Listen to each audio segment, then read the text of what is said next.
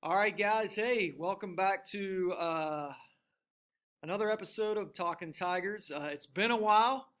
Um, the winter season has been very busy in the Stubbs household. A lot of sickness over the holiday break, but here we are. We're ready for tournament action. It seems just like yesterday that we shut it down last March, and hopefully if all goes well, it looks like we're trending towards being able to get to the finish line this year. Zach, um, how's the last year been for you, man?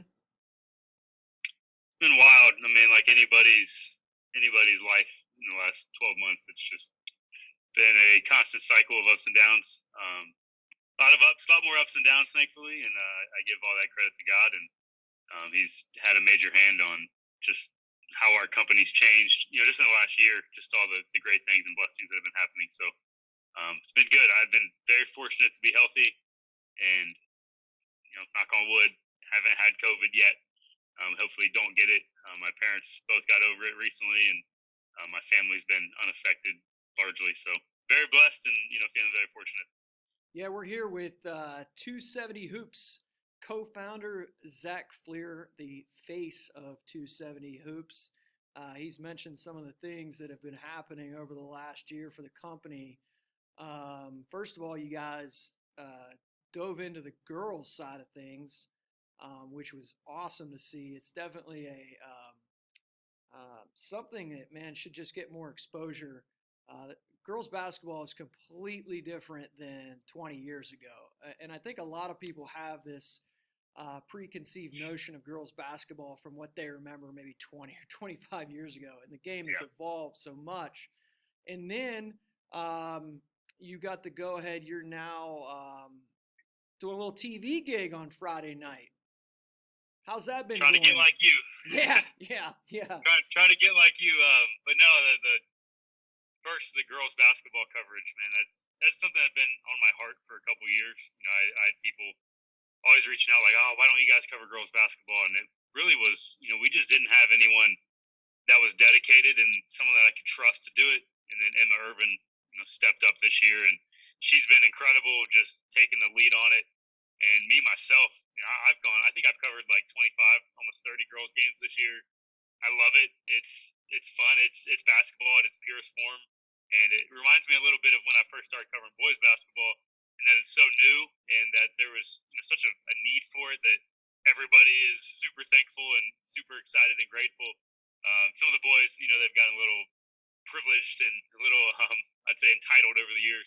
So yeah. it's only a matter of time before that happens on the girls' side. But it's been fun. It's been just a fresh start.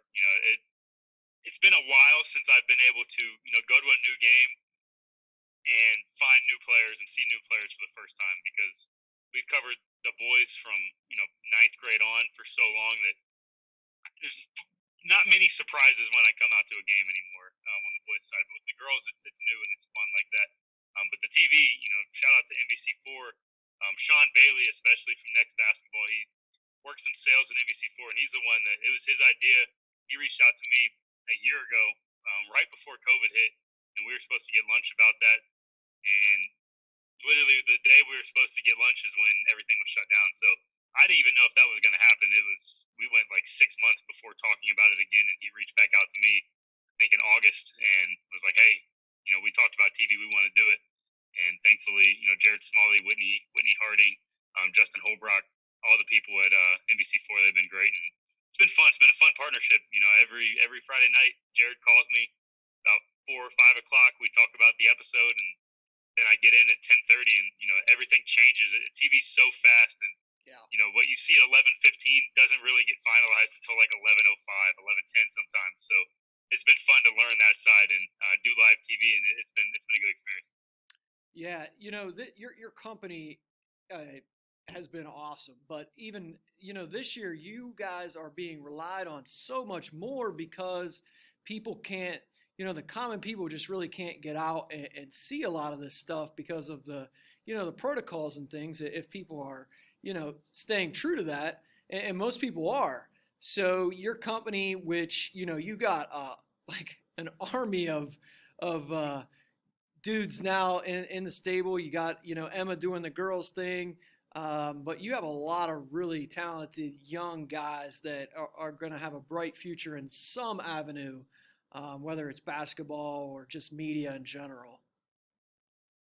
Yeah, the staff just it grows every single year. And this is what happens. It's kind of like I'm not going to compare myself to Ohio State football, but it's kind of like when you lose a guy, the first round of the NFL draft, and you may worry a little bit, and then someone else just comes right along and fills that void. That's kind of been the case for us. Nathan Perkey was a guy 2 years ago, incredible. He revolutionized our digital brand, and he's moved on now. He goes to Kent State and he's doing some stuff for the men's basketball program there. Um, we've had other people step right in, guys like Jake Spiegel, who's been around for a while, and his experience with us has allowed him. He's filming men's and women's basketball for Otterbein now. They've hired him to be their, like program videographer for both those programs. And um, Andy Hoban's another kid, worked for us for a couple years out in Granville. He got some opportunities with Denison Sports this past year. Now he's at Ohio State Fisher College of Business, and some of those experiences have elevated his career. So Connor Haar is another guy. 2 years ago worked for us, was a student manager at Columbus State. Now he's a student assistant coach at West Liberty. It doesn't get much better than West Liberty in Division II. So Right. it's been a blessing to have the opportunity not only to cover the kids here and give them college exposure, but for the people that are working for us, it's also giving them, a brand and a niche and an exposure that they might not get otherwise. And it's helped, people that have worked for us get opportunities to elevate their lives. So that's all I'm in it for. I want to help people, and it's been really cool to see it on both sides, behind the computer and then what we're making as far as the content. It's been really cool. Yeah, it's been interesting for me to follow, because I remember when you first started popping up, and I don't think at first you really were sure where you fit into the circle of things. I know you were covering some national stuff, and I think you were just trying to kind of see what you could get to stick, and obviously you found your avenue that has really worked out for you, and just to watch it grow and grow has been incredible. But people don't see, they see the finished product, but they don't see all the late nights in the parking lot, and all that stuff that goes on, and you and your team do throughout. You guys had football. You were doing some football stuff. I know Spiegel was doing football stuff, and now you're in boys and girls. But the work behind the scenes is this thing that people just don't realize. Yeah, the behind the scenes, any great product, it's going to take a lot of work. It's going to take sacrifice. It's going to take just effort. And for me, I work on this every single day. Probably at least, even on the off days when I'm not covering a game, at least 2 hours a day. On the days where we have a lot going on, closer, when you cover a game, that's 2 hours. It's half hour drive there, half hour drive back. You got to do work when you get home. I'd say when I get home from a game, it's probably 2 to 3 hours every night, just going through the footage, making a video, going through the pictures, creating the graphics for the article, writing the article, going through helping with all the scores, helping with getting articles posted. Like it's a gauntlet of an operation. I've just been doing it so long that it feels normal to me now. But when I just sit back and list all those things, it seems like a ton. And I just, like I said, I've been doing it for so long that it doesn't really register anymore. But for example, at night like tonight, I'm going to film a game at 7:30. I might drive home. I've been sticking on Friday nights like close to home, at least 20 minutes, so I can drive home and kind of be able to sit on my couch for like an hour before I have to go down to the TV station. But with the show, I'm probably not going to get home till about 12:15. I still work full time. I got to work at 8 a.m. this morning, so all in all, that's from 8 a.m. to midnight. That's 16 hours. That's a long day, but Oh yeah. it's kind of what I signed up for. Well, let's jump into this. What I wanted to do and bring you on, because I know you have seen, or at least seen footage of almost all these teams. We're gonna obviously we talk about Pickering and Central, and we'll start with the girls side of things. And so just to give our listeners, if you just to update you, Pickerington Central, I think, is about 9-6 on the season on the girls' side of things. They started at 2-6, but when you look at that gauntlet of early games, Newark twice, Lawrence Central, Highland, Kaufman, and Reynoldsburg. I mean, really, of those 6 losses, Lawrence Central game was really the only one that they weren't somewhat competitive in. Um, so they started 2-6, but they've won 7 straight. Um, they're a young team. Three of their top girls with Madison Green, which is crazy that they've had Madison Green 2 times now. Same spelling too. Yeah, That's the craziest yeah. thing. Like, So you have Madison Green, who's a sophomore, Olivia Cooper's a sophomore. You got Barry Wallace, who's a freshman, and then you got Sky Williams and Tate, the upperclassmen, and those girls are doing the majority of the scoring for them. But when you look at their bracket, Zach, I mean, I haven't seen all of these teams, but just kind of, taking a look at some of the results and stuff, I kind of like the way their bracket sets up, to be honest with you. I mean, in that bracket, your top seed is Westerville North at a 4. And Westerville North started 12-0, and I think they're 3-3 in their last 6. I think there's a lot to be excited about for Central with this district setup. I do too. When you look at it, I mean, they're the 7 seed, but in my opinion, they're the best team in this district. And for a team that's you start 2-6, it's hard to imagine that you would be able to then have a district where you're the top team. That's the case here. Like you said, that schedule, absolute gauntlet. The team they lost to, the North Central team out of Indianapolis, yeah, that was a 30-point loss, but that team also beat Newark too. So that just shows, the level of competition they played. That's clearly, helping them along the way. They didn't have Jocelyn Tate for a lot of those 6 losses early on. She's now back healthy. Sky Williams is playing better. She had a, slower start to the season. Now she's had a couple 20-point games, and she's looking like the player that she is. So this team, the biggest game is probably going to be that district semifinal against Westerville North, assuming Westerville North beats Groveport, which they should. I've seen Westerville North a couple times. They have really good backcourt. Three players in the backcourt that are very good.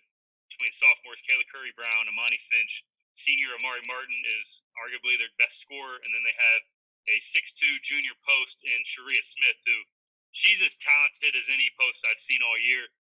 She could pose a problem, but luckily for Central, like you said, they have a great front court between Barry Wallace, Olivia Cooper, Jocelyn Tate she's a Tate, so you know what you're going to get out of her. She's going to rebound and play defense and finish the tough buckets inside. And I just really love the backcourt. Madison Green is just an absolute bulldog. She gets after it on the defensive end of the floor. She can knock down threes. She can score when she needs to. And then when Sky Williams is playing to her potential, this team is really dangerous. It looks like Bishop Watterson, the 5 seed, could be the team they face in the district finals. The good thing with that is they've beaten Watterson already this year. That was, I think, their first win of the season. They went on the road and knocked off Watterson. So that would be a team they've already beaten once. They didn't have Jocelyn Tate in that game, like we talked about earlier. So, they got to beat a 4 and 5 seed to win a district title. But I think even being the 7 seed, I think they're going to be favored in both those games. Yeah, you look at Watterson. First game was 35-30. I caught that game online. It was very, it was very choppy. I think it was Watterson's opener and Central's first win. I think it was Central's second game because they opened with Newark, if I'm not mistaken. Yep. You look at Watterson; it's kind of interesting. They beat Kaufman. That's a signature win for them. They've lost to Central, Davidson, and Gahanna, and a girl that probably, I guess if you're in Central Ohio, Coach McGuff's daughter is the leading scorer for that team, correct? Yes. Yep. Kylan McGuff, she's 6-foot wing, just really talented. Danielle Grimm is a senior point guard for them. She hit a absolutely nasty buzzer beater, I think, on Tuesday or Wednesday night to upset, not upset, but to beat Bishop Hartley at the buzzer. That won the CCL for Watterson. So they have really good roster. McGuff's younger daughter, Kieran McGuff, is a sophomore. She looks like she could be a scholarship type prospect, and they have some other size too. So Sam Davis is coaching that team. Came over from New Albany boys. He looks like he's really enjoying himself there. I'm happy for him. He's one of the better guys in the area. So they're going to be one of the top teams to deal with. They're going to have a tough run even to get there. It looks like you could have either Hilliard Bradley or Olentangy Liberty in that district semifinal. Bradley's got two great seniors in Chloe and Carly Callahan. They're both committed D2, one to Hillsdale, one to Findlay, and then Olentangy Liberty has Caitlin Splain, who's a senior, absolute dead-eye shooter. She set the state record for three-point makes in a game this year. She hit 15 in a win they had. I think it was the very first or second week of our TV show. So when you got a player like that, she could go off in any game. So Waterston's going to have their work cut out for them, but I think we'll see them in Pick Central in that district final. Yeah, this would be a real good job by Coach Hedgepeth at Central. Just the way this season started, um, you know, they'll play anybody. And with the youth that they have on this team, and there's a lot of talent in the junior high ranks. There's another Wallace coming up in the 7th grade, so the future is bright again for the Lady Tigers. But yeah, I'm with you. When I saw this bracket, I said this is a pretty good draw for the girls. And speaking of good draws, I'll be honest with you. Central's boys draw is pretty solid as well. Um, you're going to have to beat somebody good to get out of any of the 4 districts in Central Ohio. I mean, but you avoid Westerville Central, you avoid Gahanna, you avoid Thomas Worthington, which I think are teams that Central would struggle with. Um, and not to say that they wouldn't struggle with Bradley. It's just a different type of team. But looking at this bracket, I I don't see why they couldn't get out of here. I mean, you're obviously going to have to beat, um, you know, St. Charles or Olentangy probably in a district semi, and then either Westerville South or Bradley in a district final. What do you think about this bracket that Central's in? I thought it was interesting. I was able to illegally, not illegally, but so the CDAB, they weren't allowing media members to watch the draw, so I just went over to Rich Beard's house and caught it on the other side of his kitchen table. So Got to do I what was you got to able to do. watch the draw. Yeah, you got to. I got a call from CDAB. They were like, "Hey, how'd you get the brackets up before us?" And I was just like, "That's just called being good at your job. Sorry, that's just what I did. I wasn't waiting until 8 p.m. for them to put them up if we could get them out at 2." But Yeah. this watching the draw was very interesting. One, the thing that I noticed this year is the top seeds, they took a lot of bye weeks, which usually in a non-COVID year they're going to take that first game so you can get that continuity. You get 2 gates, you get 2 home games, so that's more money you can make. With the limited spectators this year, the gate money is not a ton. Right. And it seems like these top teams chose the bye week to maybe avoid any type of quarantine situations at the end of the regular season. That gives them more time if they do have to miss any time. You could see one of these top teams in the first round. Maybe they contract COVID, and then you get to play a JV team in that sectional final. So that was one interesting thing that I saw. Pick Central and Gahanna were the only big seeds that chose to play a sectional semifinal game, which just goes to show, Tony Stibe doesn't believe in buys. Eric Kruger doesn't believe in buys. They have a run, even if God forbid it doesn't happen, but if it does and they have to go to their JV team, I think they beat West and Mifflin both to get to the district semifinals with a JV team. If they have their varsity team, I think they have no problem with an Olentangy or St. Charles. St. Charles has had a great season, and despite losing Jared Fry, despite losing Peyton Fry, despite losing Judy Mobley to Reynoldsburg and then to Bishop Gorman, they've been able to rebound. Josh Whiteside has barely played this season, so I think the play of Doogie James and Chase Walker has been really impressive for St. Charles. They have a chance tonight to win the CCO if they can beat Bishop Reedy. That would be a tough game only because that big boy down low, Chase Walker, is a game changer, and Doogie James as a point guard is one of the most relentless players in the area. He's only 5'9", but that dude plays like much bigger than that size. So if they get past Olentangy and meet Pick Central in that district semifinals, that could be an interesting matchup. But I think for the Tigers, they got really lucky. This is a fortunate draw for being a 7 seed. I think this Hilliard Bradley team, they're the most beatable Bradley team in the last 5 years. Yeah. From what they've normally had. They don't have a lot of size. They start two freshmen that are both kind of small. Cade Norris is 6'2", and he's kind of like the post player for them. And they don't have anybody over 6'3". So this Bradley team is not like, the muscular Power 5 football teams that we've seen of the past. They're a little more beatable. If you can slow down A.J. Morgan or Keaton Norris, one of the two, that's when they've been susceptible to losing. When they lost to Reynoldsburg on Tuesday night, Morgan was held to only 3 points, and that was the difference maker in that game. Reynoldsburg is not as good as Pick Central, in my opinion. They'll likely battle for the OCC title next Friday, but I think with Central, they're finally healthy. They missed Garner Wallace for most of the early part of the season.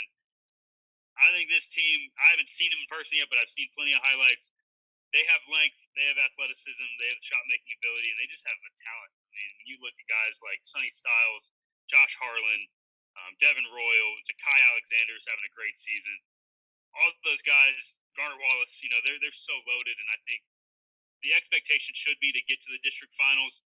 And I think with this, if it's Bradley that they play, this is their best chance to beat Bradley and advance to the regional semifinals for the first time in 2 years. So for Central, this is a really good draw for them. Being a 7 seed, or 6 seed, you get to avoid, like you said, Gahanna, Westerville Central, Thomas Worthington. Those three teams are teams that match up really well with Central, and that they're long, athletic, and have size too.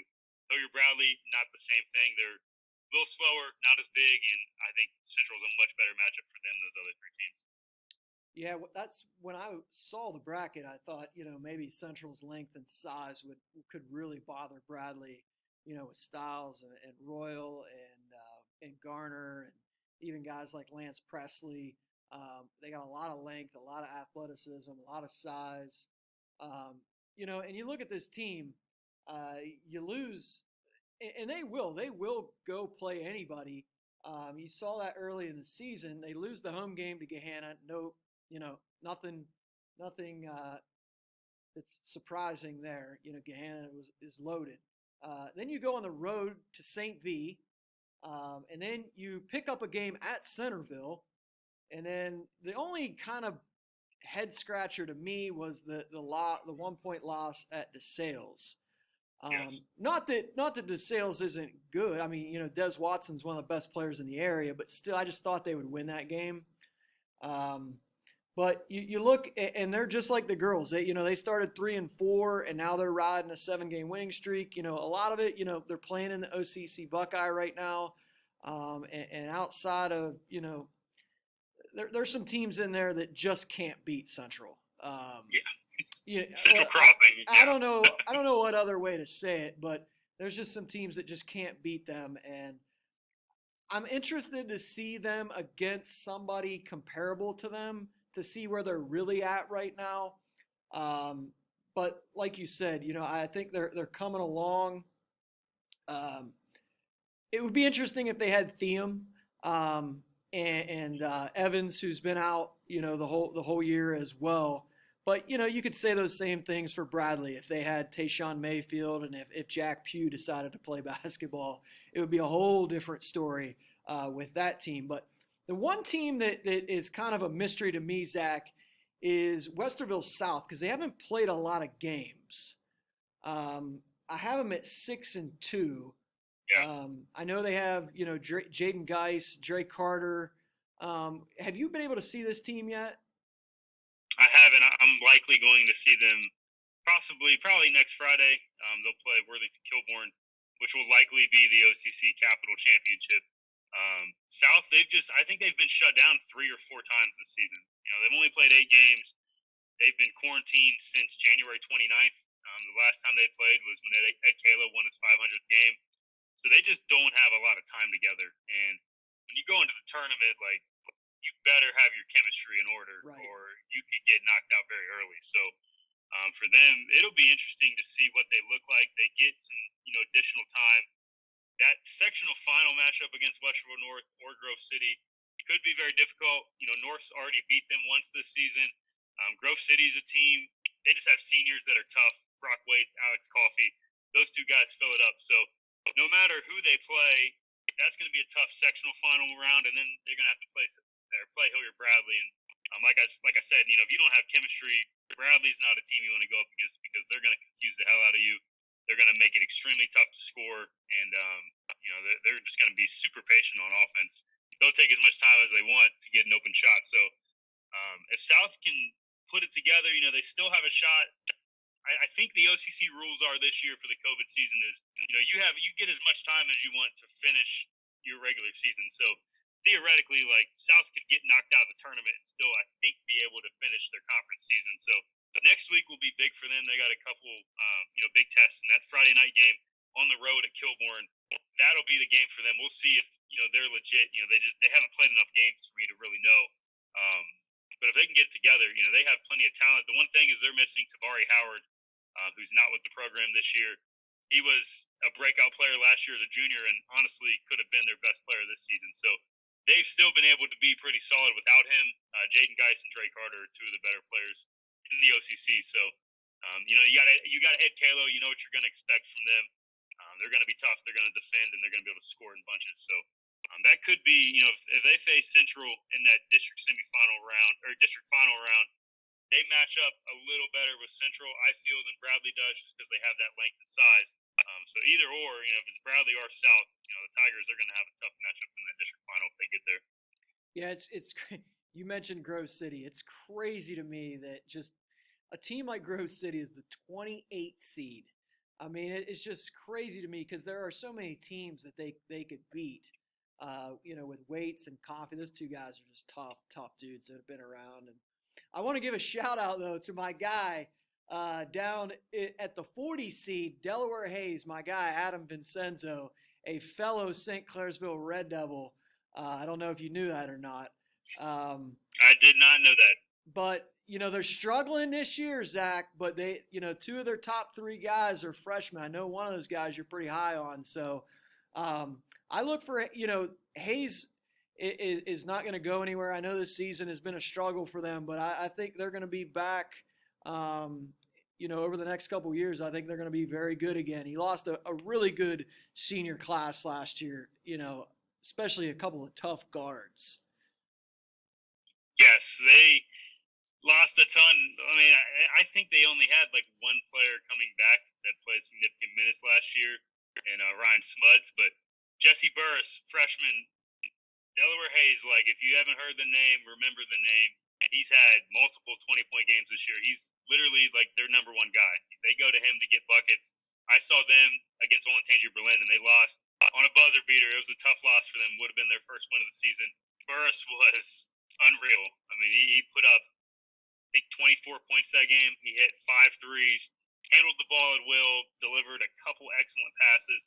He's just this new iteration of basketball players where these guys are just positionless. It doesn't matter if you're 6'5" or you're 6 foot, like you can be a point guard. Jesse Burris has guard skills, and I was talking to Paul Burris, after that game. I'm like, no offense, Paul, but I think your brother's going to be better than you. Like, this kid, he's got it. I mean, yeah. Paul was very good. He's playing at Ashland now, but Jesse's just doing stuff that I didn't see, and it's interesting too because I was told by a couple people when Jesse was in middle school that he was going to end up at Hilliard Bradley. I'm happy he didn't. I'm glad he stayed at Delaware, and he's going to have a chance to have a great 4-year career. This could be a kid that will hit 1,000 points as a junior, and that doesn't happen very often. So Hayes, they're young, but they return a lot, and my favorite thing about them when I watch them is they just play extremely hard. Yep. They haven't won many games this year, but Adam's a great coach, and those guys, play hard for him. So, when they get some more experience and when they get better along the way, I think, next couple of years they're going to be pretty solid. Well, as well as I do, Hayes isn't a place like Central where you just plug and replace. It doesn't ever seem like there's a down period at places like Gahanna and Central and places like that. Where Hayes, you kind of got to do it a little bit differently, where you're kind of building that program more like a smaller school, but in a big school body. And I think they're going to be pretty good down the road. But Zach, I'll get you out of here on this. I don't want to put you on the spot, but who you liking now in these 4 districts? If you had to say right now, who you liking in these 4 districts? All right. I seem like I always pick against Bradley, but I'm gonna go. I think Pick Central wins. Columbus won. How mad is How mad is Morrow right now that you I don't picked? know, man. Morrow's in Cincinnati, so Well, yeah, he may be at a Centerville game he that night. So graduated to Centerville, didn't he? He he moved. He graduated to moved on. Centerville. He moved He's on. 675 now. All But right. I got Pick Central and Columbus 1. I think Westerville Central in this Columbus 2 bracket.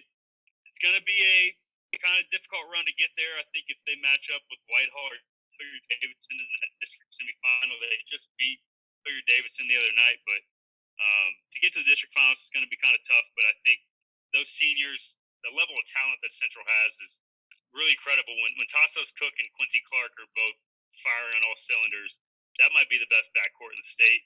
And you got a couple young guys like Donovan Hunter, Miles Poindexter that can step up and make big shots for them.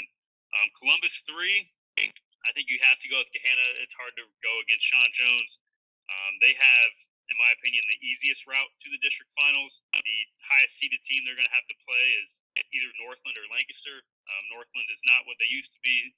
I just saw them just a few days ago, and they struggled. They're smaller than they've ever been. So I think Gahanna rolls to that one. They could have a fairly difficult matchup against either Kaufman or Reynoldsburg in that district final. Kaufman, they can put points up in a hurry. Every single year, when you look at Kaufman, it looks like you just look at the guys and you're like, I don't know if they're going to be that good.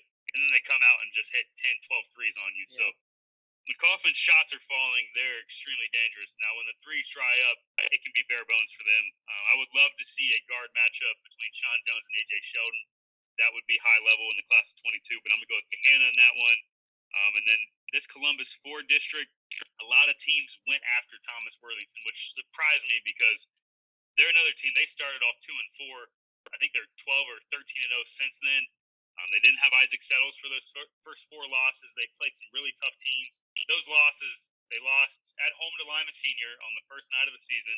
They lost on the road at St. Vincent St. Mary in a game that they could have very well won.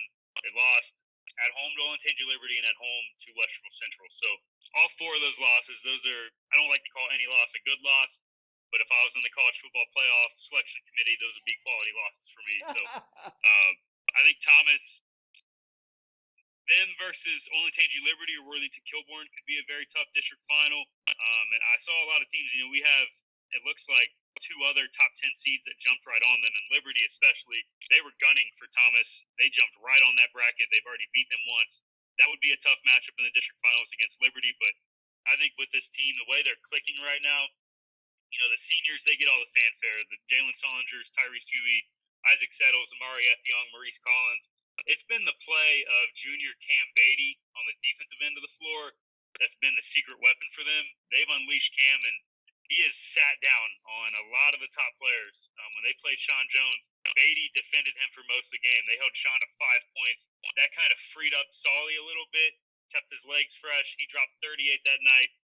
I'm telling you, I don't want to get ahead of myself, but I feel like if I had to pick a regional title team right now, just based off trends, I'm going Thomas Worthington. I think they're the hottest team in the area right now, and it feels like not a lot of people are still talking about them. Like they see 4 losses and they think, oh, this team is they're not as good as maybe a Gahanna that's got 2 losses or Western Central has 2 losses. I see 12-0 in the last month and a half and undefeated with Isaac Settles back in the lineup. So they're senior late in the tournament. That is a big deal, and they're balanced too. They got wing scoring, they got guard scoring, they got big scoring with Tyrese Huey. If Tyrese plays to his potential, and Jalen Solinger is Jalen Solinger, I think this team they could be a regional champion. That would be if I had to pick one, I had a gun to my head right now. I think I would pick them just off current trends right now, and that's not a trendy pick, but I just have a good feeling about Thomas. Yeah, I'm with you. I'm with you on that. Well, Zach, where are we at tonight? Where's the trail taking us tonight? So tonight I'm not covering a crazy big game, but I'll be seeing Olentangy at Dublin Jerome. It's kind of my thank you gift for Richie for letting me watch the draw at his house. So I'm going to see them. Olentangy's had a pretty good year. Yeah. Not many people have talked about them, but they have some good players. Senior Tavian James is having a really good season. He's one of the more under the radar players in the area. I'm excited to see him against the young players that Jerome has. They're mainly all sophomores and juniors. Ryan Nutter is a sophomore point guard. highest IQ and passing ability I think I've seen from a sophomore lead guard, and he's 6'3". So I think that kid could be a guy in maybe 2 years we're talking about as a Division I player. So I'm excited to see how Nutter plays against those guys. It'll be a good matchup. All right, Zach, I'll let you get out of here, man. You're the best. Yep, appreciate you, Kurt. Thank you. See you, Zach.